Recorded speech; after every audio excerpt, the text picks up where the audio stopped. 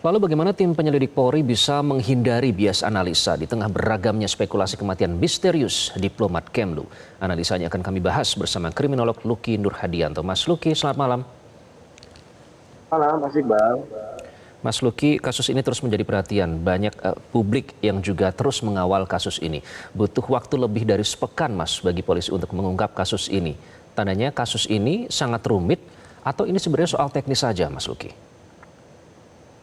Ya, tanpa bermaksud untuk mensertifikasi ya terjadinya kasus ini, sebenarnya saya malah ingin menyoroti atas dasar tiga aspek. Hadirnya Kompolnas di sini bisa kita lihat mungkin ada salah satu proses gitu yang dilakukan oleh kepolisian, baik kemarin tingkat Polsek sampai Polda Metro Jaya, yang mungkin ada yang miss di sana.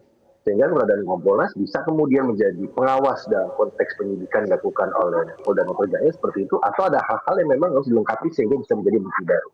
Yang kedua, tentu bisa kita lihat juga tadi dengan pertanyaan apa, bahwa kasus ini akhirnya tidak lagi berada pada level sensasi saja, tapi justru di sisi lain akhirnya menumbuh kembangkan bagaimana dikotomi yang ada di masyarakat, bahkan kemudian analisis-analisis di media sosial itu menjadi lebih bernas lagi, dan di sisi lain berbagai ahli kemudian menjadi ditumpulkan dengan adanya berbagai temuan-temuan baru. Yang ketiga yang menjadi menarik juga, mungkin pihak kepolisian asumsi saya sudah mengetahui gitu bagaimana kemudian kematian tidak wajar yang dialami oleh ADP seperti itu almarhum. Tapi yang menjadi menarik adalah saat kemudian apa yang terjadi saat jelang kematiannya.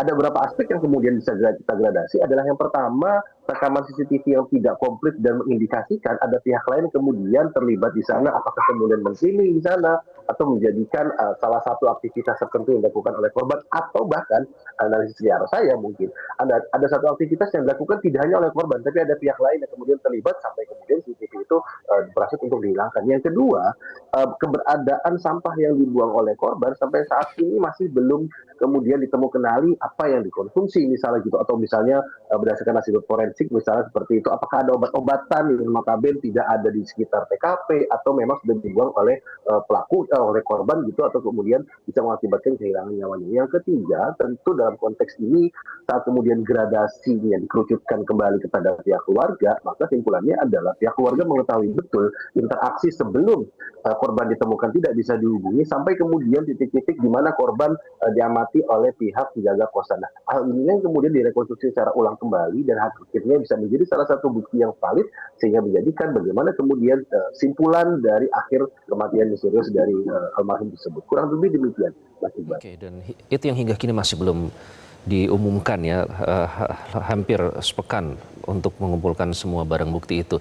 Mas Luki, ada banyak spekulasi meliputi kasus ini. Tadi Anda juga sudah ungkapkan sedikit, termasuk dugaan tindak pembunuhan.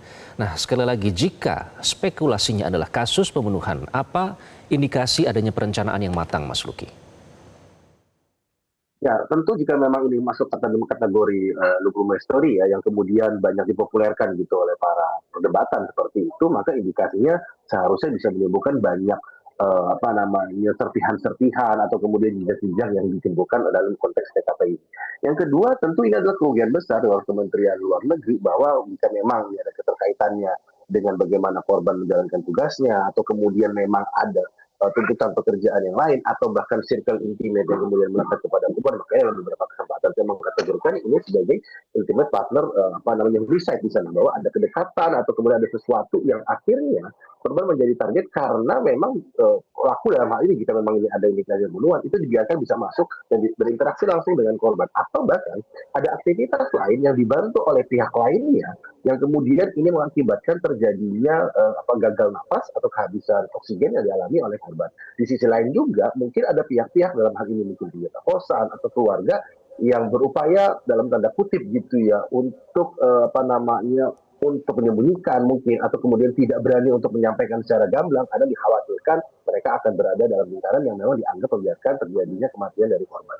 Yang ketiga, tentu bisa kita kategorikan bagaimana kemudian jika memang ini dalam konteks tertentu direncanakan dengan sangat matang, maka seharusnya dalam hemat saya dalam berbagai kesempatan kasus yang mengakibatkan karena pembunuhan, maka jejak-jejaknya itu akan sangat mudah untuk kemudian dikenali. Meskipun proses untuk bisa menemukan pelakunya itu cukup lama, tapi indikasi bahwa telah terjadi pembunuhan atau bahkan gitu adanya pembungkaman atau bahkan karena kecelakaan yang mengakibatkan hilangnya nyawa, itu seringkali mengakibatkan munculnya jejak-jejak yang sulit untuk kemudian bisa dihapus. Dalam konteks ini bisa kita lihat mulai dari CCTV, terus kemudian sampah, interaksi almarhum dengan masyarakat sekitar atau penjaga kos atau kemudian orang-orang yang berada di sana, baik kemudian dari pihak security sampai di pihak paling dalam. Yang keempat tentu dalam konteks ini adalah merekam jejak digital yang bisa diinventarisasi sebagai peninggalan korban yang paling sulit untuk kemudian dihilangkan pasca terjadinya kematian dari almarhum. Kurang lebih itu, Mas.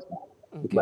Kemudian dari kasus-kasus yang pernah ada, Mas Luki, bagaimana analisis forensik ini dapat mengidentifikasi apakah ini pembunuhan yang terencana atau tidak, Mas? Ya, tanpa kemudian berspekulasi ya, saya pikir keberadaan analisis forensik baik dalam berbagai hal dalam hal ini bisa dalam konteks medis yang sudah dilakukan, otopsi, terus kemudian visum, baik kemudian dalam konteks taksologi gitu misalnya, atau misalnya dalam konteks itu adalah psikologi forensik yang bisa dikembangkan, seharusnya bisa menjadi titik terang bahwa kalau dalam konteks kriminologi bahwa kematian atau kemudian kematian tidak wajar ini memiliki benang merah dengan berbagai pihak lainnya. Tentu dalam gradasi yang paling utama, yang pertama adalah apakah memang ada irisannya dengan konteks pekerjaan, maka suspek yang utama adalah dalam hal ini adalah Kementerian Luar Negeri.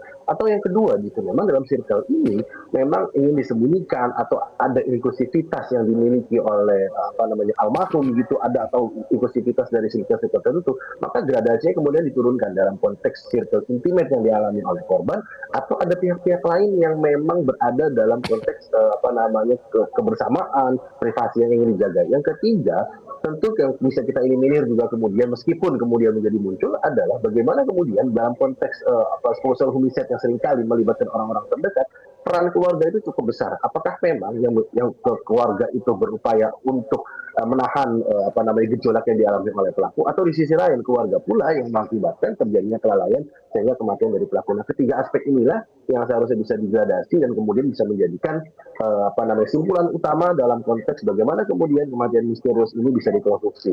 Tapi yang menjadi menarik mungkin Mas Iqbal adalah bagaimana saat ini saya pikir kepolisian sedang berupaya untuk men-trimming gitu ya waktu 6 jam sebelum atau 6 jam sesudah proses kematian dari almarhum tersebut. Ada beberapa hal yang bisa kita lihat saat kemudian mulai dari tadi saya sampaikan adanya sampah, adanya kehilangan dari CCTV seperti itu, atau jangan-jangan bisa jadi kalau dalam konteks yang lebih liar lagi, di netizen itu sudah mulai berspekulasi ada pihak-pihak dalam hal ini adalah orang yang pertama kali menemukan sangat tenang. Jangan-jangan saat kemudian dia mengetahui dan kemudian tidak berani menggedor, itu saat sedang melakukan aktivitas tertentu yang memang tidak ingin diganggu.